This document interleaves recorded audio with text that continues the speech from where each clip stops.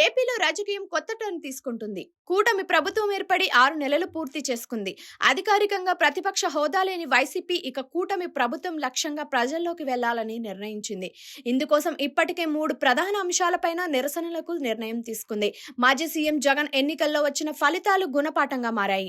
దిద్దుబాటు చర్యలు ప్రారంభించారు. ఇక ప్రజలు పార్టీ కేడర్తో మమేకం కానున్నారు. ఇందుకోసం కొత్త ప్లాన్ సిద్ధం చేశారు. ఇందుకు ముహూర్తం ఖరారైంది. మాజీ సీఎం జగన్ కూటమి ప్రభుత్వం పైన పోరుబాటకు సిద్ధమయ్యారు. జగన్ పార్టీ ఏర్పాటు నుంచి అండగా నిలిచిన సీమగడ్డ నుంచే తన పోరాటం ప్రారంభించాలని నిర్ణయించారు. ఈ నెల 13న రైతు సమస్యలపై రాష్ట్ర వ్యాప్త నిరసనలకు వైసీపీ నిర్ణయించింది. అందులో భాగంగా జగన్ అనంతపురం నిరసనలో పాల్గొననున్నారు.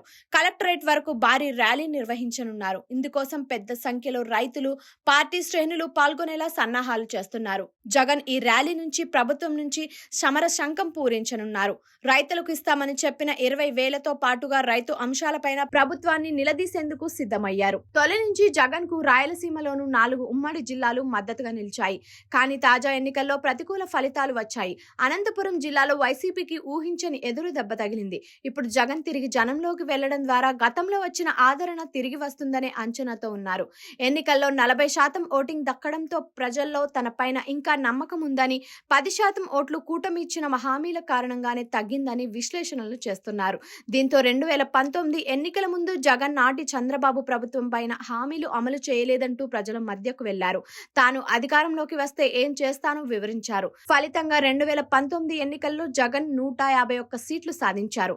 అధికారంలోకి వచ్చిన తర్వాత పార్టీ నేతలు, క్యాడర్, ప్రజలతో జగన్ ను ప్రత్యక్ష సంబంధాలు తెగిపోయాయి. పార్టీ ఎమ్మెల్యేలు, ప్రజలు కలిసే అవకాశం లేకుండా పోయింది. పార్టీ ప్రభుత్వ పరంగా తీసుకున్న నిర్ణయాలు బూమ్ రాంగ్ అయ్యాయి. ఫలితంగా 11 సీట్లకే పరిమితం అవ్వాల్సి వచ్చింది.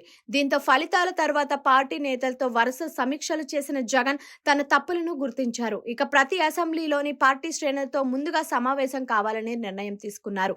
జనవరి 3వ వారంలో జిల్లాల పర్యటనలు ప్రారంభం కానున్నాయి. వీటికి ముందుగానే ప్రజల్లో ప్రభుత్వం పైన ఉన్న వ్యతిరేకత, తమపైన ఉన్న నమ్మకం మరోసారి నిరూపించాలని జగన్ భావిస్తున్నారు. అందులో భాగంగా 3 నిరసనల్లో 3 ప్రాంతాల్లో జగన్ పాల్గొనేలా ప్లాన్ చేశారు.